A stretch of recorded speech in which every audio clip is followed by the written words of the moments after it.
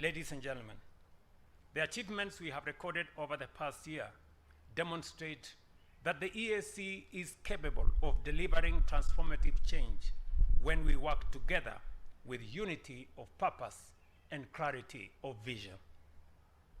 While we celebrate these achievements, we must acknowledge persistent challenges that require our collective resolve and action. Delayed and non-remittance of statutory contributions to the EAC budget continue to hamper our ability to implement development projects and fulfill our collective commitment. This challenge heavily undermines our financial sustainability, viability, and capability as a regional organization capable of delivering on our promises to our citizens. It is therefore our noble duty to honor our respective financial obligations to the community promptly, to build a resilient, credible, and fully equipped community capable of delivering on our aspirations. Let me report that this morning we made in this summit some very consequential decisions. This morning we took the decision that going forward to make contributions to this community fair and equitable. The countries that have bigger economies and benefit more from the community should pay more. And therefore, we have agreed to change the contribution formula from a contribution that every country contributes equally. We have improved what was suggested by our Council of Ministers. They had recommended 65% equally and 35% through assessed contribution. And we have made the decision that the contributions will be 50% equally and 50% by assessed contribution. That way, countries that have bigger economies and benefit more from the community will pay more. And those that have smaller economies and does not benefit as much will pay equitably. So we have also taken the decision this morning that to alleviate the burden on countries that have arrears, we have also agreed that the community will waive 50% of the arrears, and the 50% remaining should be paid within 2 years. We have also agreed on some consequential decisions on how to run the affairs of our community, because the statute that established the community was formatted when we had only 3 countries, and there was no need for a quorum. It is increasingly becoming difficult to get consensus of all countries now that we are 8 and counting. We have therefore taken the decision that decisions of the community will be made by consensus or by 65% of members. That will make our community much more effective and efficient.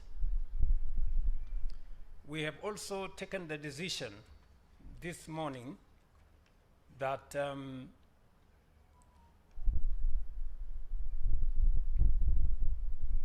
members of our East African Legislative Assembly representing different countries who today spend almost 30% of the budget of EAC, from the next parliament, after next year, after the new parliament, the new EAC East African Legislative Assembly Parliament. The salaries of members of parliament will be paid by their respective parliaments.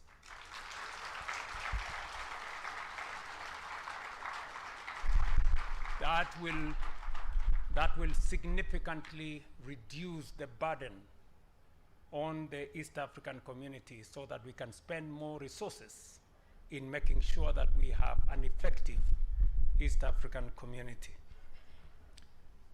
Only allowances of members of parliament, therefore, will be paid by the EAC whenever they do their business. But salaries will be paid by their individual countries. We have also taken the decision, because I said that we have taken some very consequential decisions today, that the 5 senior positions in EAC, Secretary General, Speaker, President of the Court, and the 2 Deputy Secretary Generals, countries nominating individuals to these positions must have ratified the treaty, must have done all the requirements of the treaty, so that we can look into the future and make sure that the political will to belong and to be part of this community is registered by all member states. And finally, we have also taken the decision that the salaries of our employees as the East African community have not been reviewed for the last, we are told, since 2006. And therefore, we have taken the decision that there will be a review of salaries beginning January next year.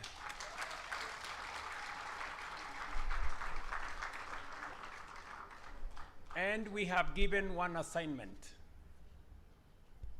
The issues we have mentioned here are not subject to any other discussion by any other person.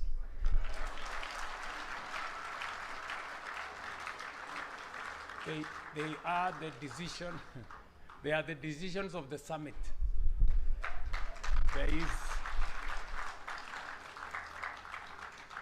is a tendency for bureaucracy to go and massage some of the decisions we have made. And we have said the new formula should apply from, the new formula for contribution should apply from July this year. So,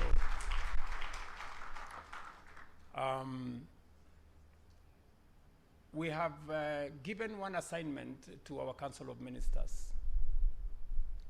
Now that the contribution structure has been made fairer and easier for countries to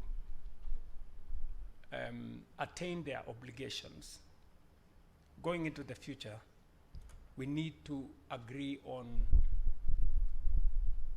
those who are suggesting, countries, partner states that are suggesting nominations for senior positions. They must be up to date with all their obligations for them to be able to make those suggestions. Ladies and gentlemen, I have really enjoyed working with many actors, especially my colleagues, the heads of state, on these very serious matters. I have applied my mind to it. We have had consultations and discussions with my colleagues, and I want to thank them for their immense contribution and support. As I hand over the chairmanship of the EAC Summit, I take this opportunity to register my sincere appreciation to all members of the Summit of the EAC Heads of State for the goodwill and cooperation extended to me and to the Republic of Kenya since 30th November 2024, when I assumed the position as chair of the EAC. I also wish to commend the Council of Ministers for their dedication and excellent work that they have done to further the integration of our region. I also express my appreciation to the staff of the community for the role they continue to play in steering the EAC to greater heights. In particular, I congratulate the Secretary General, Veronica Nduva, for successfully steering and realigning the community over the 20 months that she has been in charge. In the same vein, I wish to congratulate the newly appointed Secretary General, who will be named shortly, as you take up the mantle. We are counting on you to build on the efforts of your predecessors and take the community to the next level. Finally, I wish the incoming chair great success as they steer the community towards the realization of our common vision of a prosperous East African region. I thank you.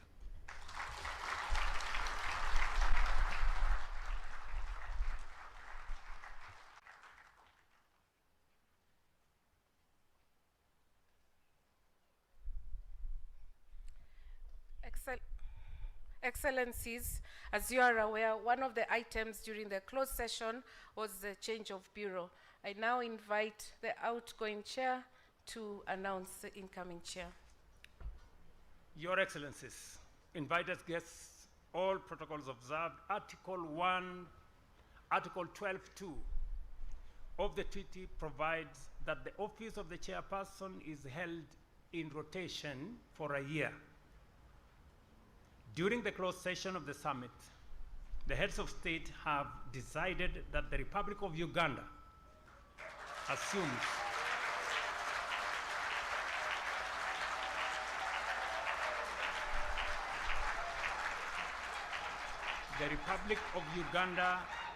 assumes the chair, and the Republic of Rwanda will be the rapporteur.